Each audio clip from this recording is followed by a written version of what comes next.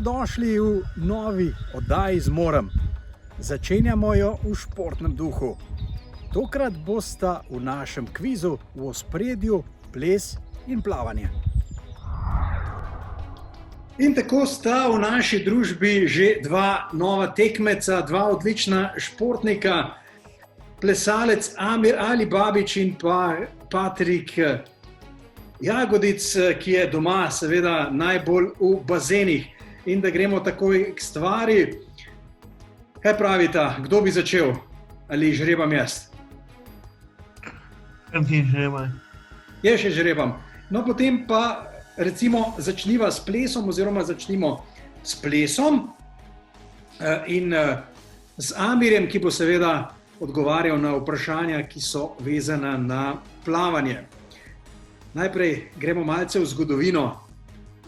Paraplavanje je bilo prvič del paralimpijske olimpijske družine leta 1960 na igrah v Rimu, leta 1984 na igrah v Los Angelesu ali leta 1996 na igrah v Atlanti. Kot jaz vem, se je začelo paraplavati razvijati kar že v 40-ih, 50-ih, tako da me rekel 1960. Se pravi, Amir se je odločil za prve igre, ki jih je imel na voljo in lahko mu čestitam za prvi pravilni odgovor. Čestitke, torej prva točka Amirju. Zdaj pa gremo k Patriku, kot se spodobi, da je zgodba nekako izenačena. To vprašanje prav tako vezano na zgodovino, vezano pa na prvo svetovno prvenstvo v paraplesu.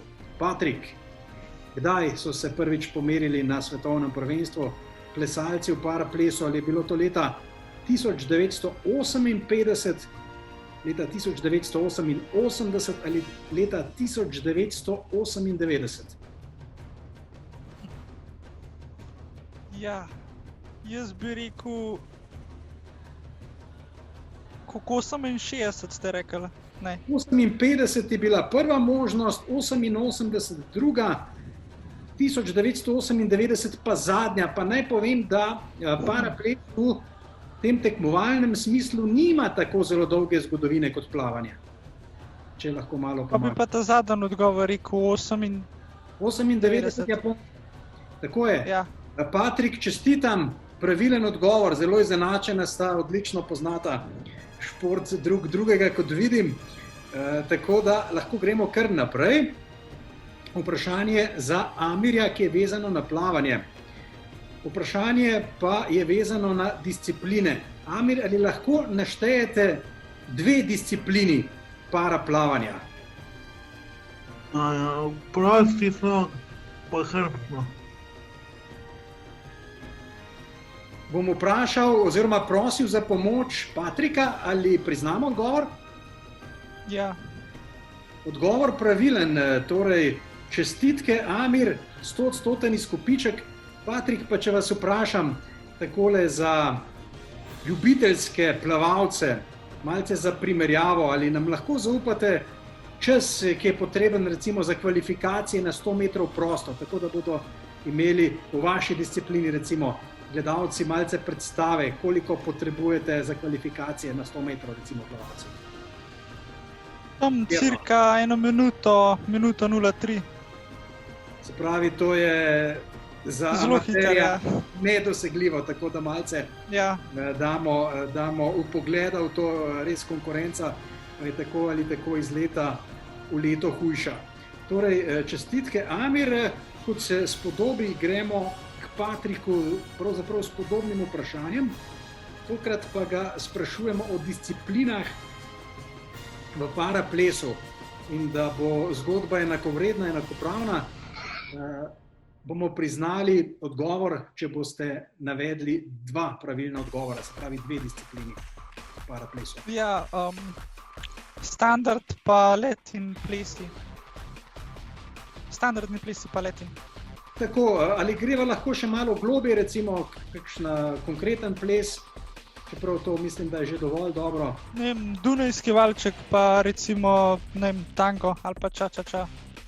Odlično, Amir, se strinjava, ne? Seveda. Patrik je tudi odgovoril pravilno, nekaj plesov, če naštejem, kot je dejal že Patrik, valček, tango, samba, rumba, foxtrot, quickstep. Amir, kakšna informacija, recimo, kje se vi najbolje počutite, v kateri glasbeni oziroma plesni zvrsti? Jaz osebno se najbolj počutim v latinoameriških ritmih in predvsem v plesu, kot je samba in jive. Se pravi, imate tudi radi takšno glasbo, ko ne tekmujete, predpostavljamo, ne, takšne ritme? Tako ritmično in živahno. Tako, super. Hvala za dodatno pojasnilo in tale kviz se nadaljuje povsem izenačeno. Amir, zdaj sva na vrsti spet midva. Vprašanje številka 3, ki pa je vezano na slovensko plavanje. Zanima me pa nekaj podrobnosti o svetovnem rekordu, ki ga je dosegel Darko Đurić v bazenu. Vprašanje pa je vezano na disciplino. Ali je Darko Đurić postal svetovni rekorder v disciplini 50 metrov prosto, 50 metrov delfin ali 200 metrov prosto? Težko vprašanje. Sam osebno ne spremljam toliko paraplavanja. Pomagamo toliko, da ni šlo ravno za dolgo disciplino. Jaz bi rekel prvo možnost, 50 metrov prosto. 50 metrov prosto.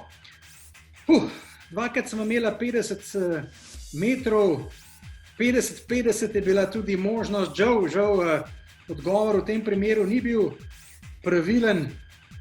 Darko je postal rekorder s časom 43:13 v disciplini 50 metrov delfin. Tako da, ja, bilo je blizu, no, ampak to so že podrobnosti. Patrik, kakšen komentar, recimo, dosežkov Darka Đurića? Verjetno je bil na neke vrste tudi vaš vzornik, ko ste bili mlajši. Ja, je bil vzornik, ja. Sploh na začetku. Da sem dobil motivacijo za naprej, pa da treniram tako, kot se treniram. Zdaj, če vas vprašam o vaših disciplinah, kaj pa je vam najbolj pri srcu v bazenu?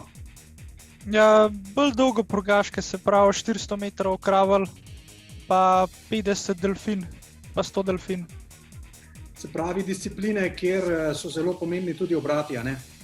Ja, pa dolžina, moč pa dolžina. Moč pa dolžina in seveda tehnika, ne, kombinacija vsega skupaj.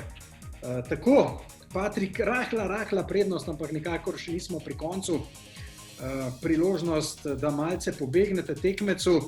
Vprašanje pa je vezano na tekmovanje v plesu za svetovni pokal leta 2009. Zanima me, ali je Slovenija, slovenska odprava, takrat osvojila katero izmed medalj ali ne.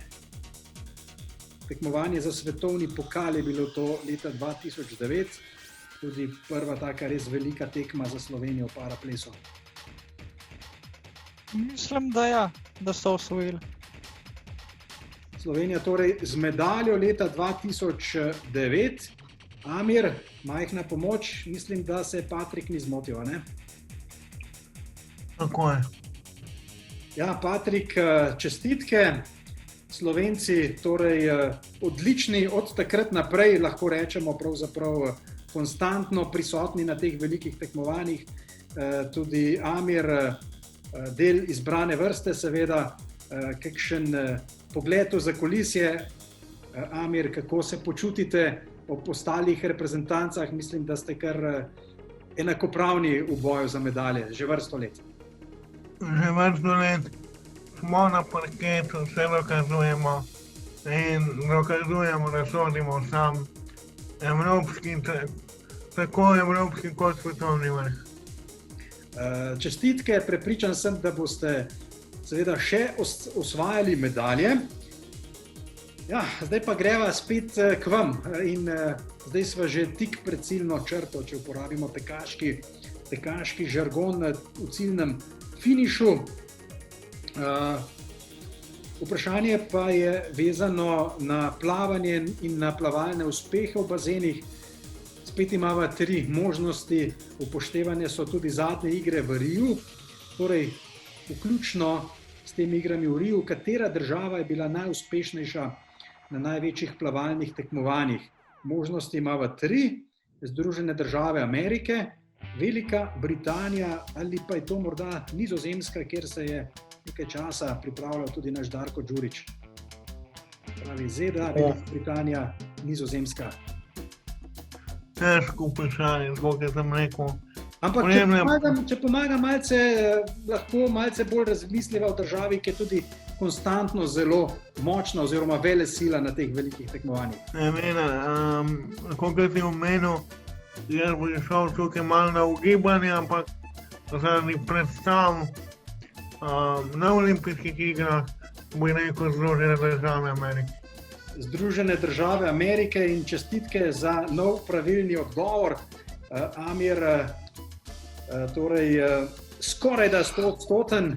Patrik, kakšen komentar teh dosežkov oziroma kakšna so razmerja v zadnjem obdobju, verjetno Američani še vedno v samem vrhu? Ja, mislim, da kar Američani vodijo. Kaj pa tule v bližnji okolici, če se malce ozreva v Evropo, tudi Slovenija, tako kot v paraplesu ste prisotni na velikih tekmovanjih in znate mešati štrene tudi. Ja, tako je. Tako, torej imava samo še eno vprašanje in sicer za Patrika. Vprašanje pa je vezano na pravila v paraplesu oziroma na število sodnikov. In vprašanje pa se glasi, koliko je najmanjše število sodnikov na tekmovanju v paraplesu? Ali je prisotnih oziroma mora biti 7 sodnikov vsaj ali vsaj 3 sodniki? Vsaj 3. Vsaj 3 se je odločil Patrik. Zdaj, če so moje informacije pravilne, mislim, da mora biti sodnikov vsaj 7. Amir, še za potrditev. Tako je, pravilno sklepaš, ker sodnikov mora biti minimalno 7, saj za lahko tekmovanje samo poteka. Številka 3 je odločno prenizka številka, ker ni dovolj pokritega samega plesišča, če so samo 3 sodniki.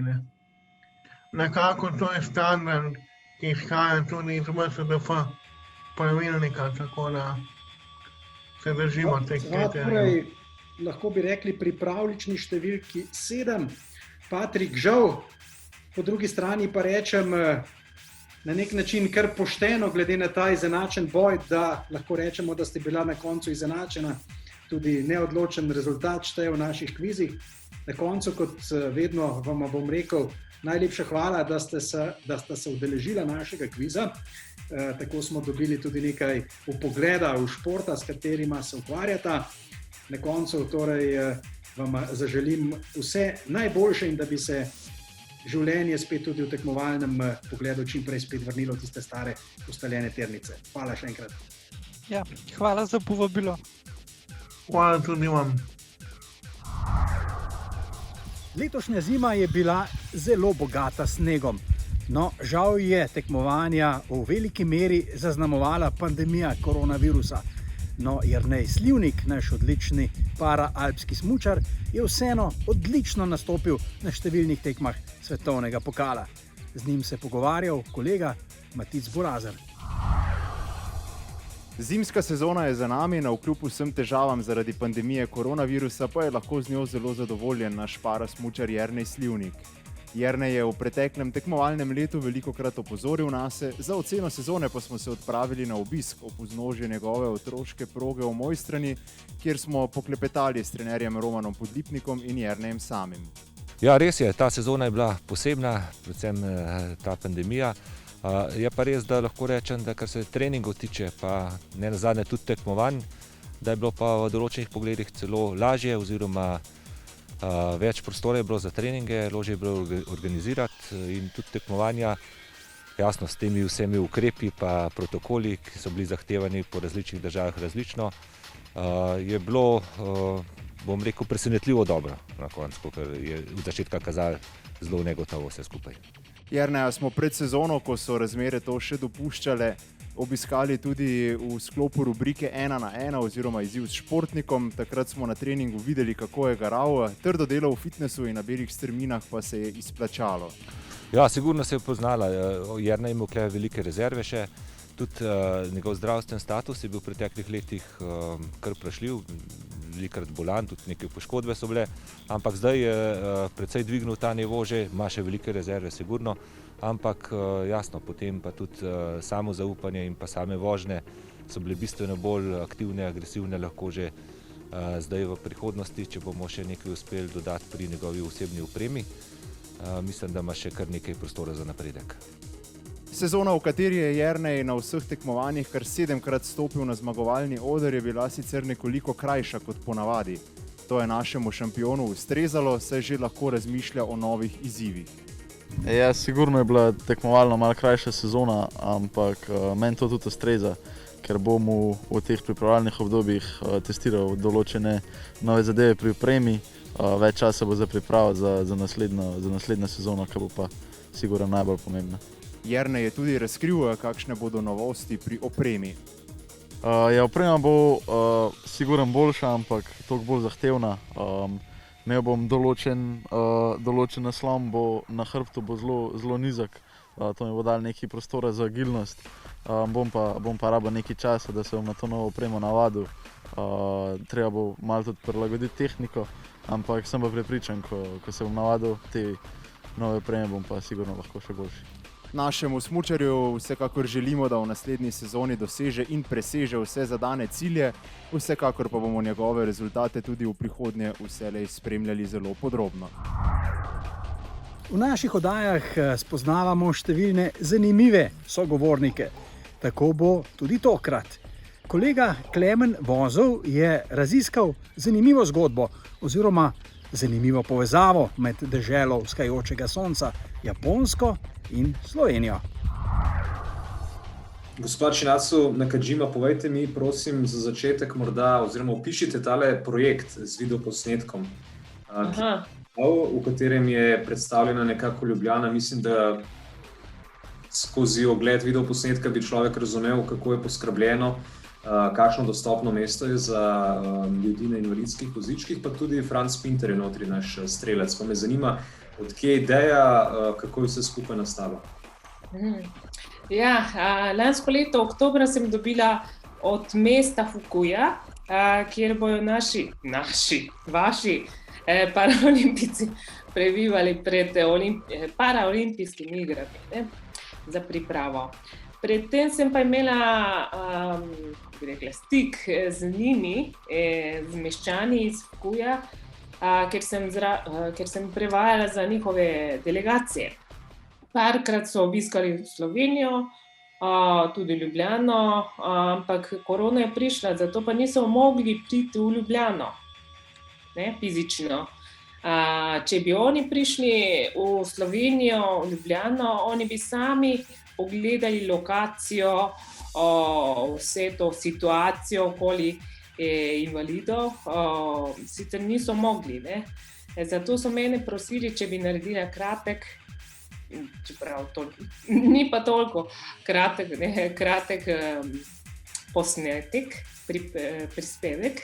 In zraven bi pa prosili, če bi dala skupno življenje, sožite z invalidi v Sloveniji, potem pa parašport. V parašportu v Sloveniji. In sožitev v Sloveniji in tako. Nekako sem začela pobrskati po internetu in sem našla, da je mesto Ljubljana dobila nagrado. Ne samo enkrat, 3-krat je dobila nagrado kot dostopno mesto v Evropi. In to se mi je zdelo, da je fajn, kot glavno mesto, kjer živim, fajn bi bilo to predstaviti. In seveda vse povsod sem kontaktirala, dobila sem pa res odličen odziv od zveze. in zveza mi je veliko pomagala. Iskala sem pa tudi tako karizmatično osebo, karizmatičnega športnika. In to je bil Franz Pinter. In seveda, kot veste, pri nas je Kasaj, Noriaki Kasaj, to popularen kot legend. In imela sem pa nekako skupno sliko med njima, med Kasajem pa Pinterjem. In se mi je zdelo, da je to blizu Japoncem. Marsikdo od naših gledalcev bo takoj slišal, da zelo lepo govorite slovensko, pa me kar zanima, če bi predstavili svojo zgodbo, kolikor pač želite, od kdaj v Sloveniji, zakaj Slovenija, mislim, da že dobrih 20 let živite tukaj. Res, ne? Ja. Kako se je začelo? Se nekaj sem bral, ampak da boste sami predstavili našim gledalcem. Ja, jaz sem bila športnica. Pred 20 leti sem prišla prvič v Slovenijo kot izmenjavna študentka. Sicer sem se odločila zaradi raftinga. Bila sem državna prvakinja v raftingu. Moji idoli so bili bobri. Bobri, ki so zmagali 5-krat zaporedoma na svetovnem prvenstvu. Zaradi raftinga sem prišla, ampak potem sem se zaljubila v Slovenijo. V majhni državi toliko lepot, toliko prijaznih ljudi, toliko dobrih užitkov, tako da hotela sem ostati. Potem pa, ko sem ostala, vmes sem pa prešaltala šport v softball. Softball, različica bejzbola. To sem tudi na Japonskem igrala in preko športa sem mislila, da ni tukaj meja. Če znaš dobro igrati, te sprejemajo, tudi je videti drugačen. Če skočimo še malo morda v vaše poslovne vode, nekaj sem bral, da ste dobili neko idejo enkrat nekje in začeli ustvarjati spominke. Neki testenin, če se ne motim tudi. Pa tam je zanimivo v bistvu poroke za Japonce na Bledu, je res? Ja. To z možem sodelujete, ne? Ja, probam svašta. Vse, kar mi pade na pamet, probam. In uživam. Jaz imam samo eno življenje, tako da try and error. Lahko probam vse, lahko tudi zgrešim ali napake delam, ampak iz tega se učim. In seveda korona me je vse spremenila, ampak bi rekla, da sem zaradi tega imela več priložnosti, več časa z otrokoma biti. Potem sem začela z vrtom, vrtnarico sem začela. Začela sem pa tudi veliko kuhati. Tako da svet se odpre in življenje se spreminja in jaz bom to sprejela. Ja, in že smo prišli do tistega dela oddaje, ki je rezerviran za naše mlade, perspektivne športnike oziroma športnice. V naši družbi bo tokrat tekačica na smučeh Tabeja Dovžan. Sem Tabeja Dovžan, treniram tek na smučeh že 10 let. Ja, od samega začetka v bistvu ati pa mami, pa smo začeli tako individualno z zdajšnjo trenerko Vesno in pa še z Rokom.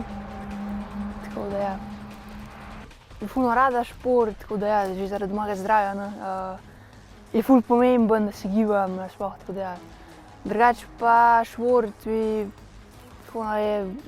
pomenil vse, ne moram, da ne bi šla v naravo pa ven pa tako.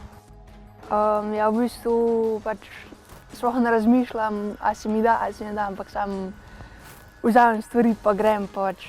Pa sem tam in ja, se že to, mame že družba potegne, tako da ja, motivacija je itak velika, tako da. Ja, drugače me motivira paraolimpijske igre, to me najbolj motivira, ampak ja, zdaj, no, tako v bližnji prihodnosti pa še kakšen tekme na svetovnih rangih. Ob takšnih športnicah seveda lahko zelo optimistično zremo v prihodnost našega slovenskega športa. Hvala, da ste bili v naši družbi. Nasvidenje do prihodnjič in seveda, ostanite zdravi.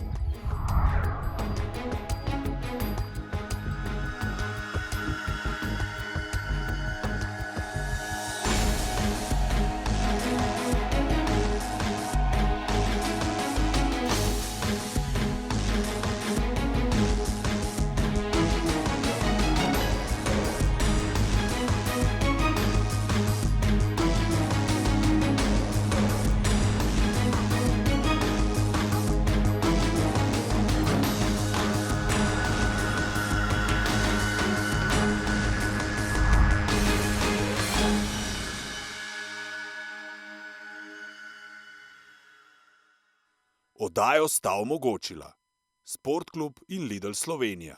Ustvarimo boljši svet.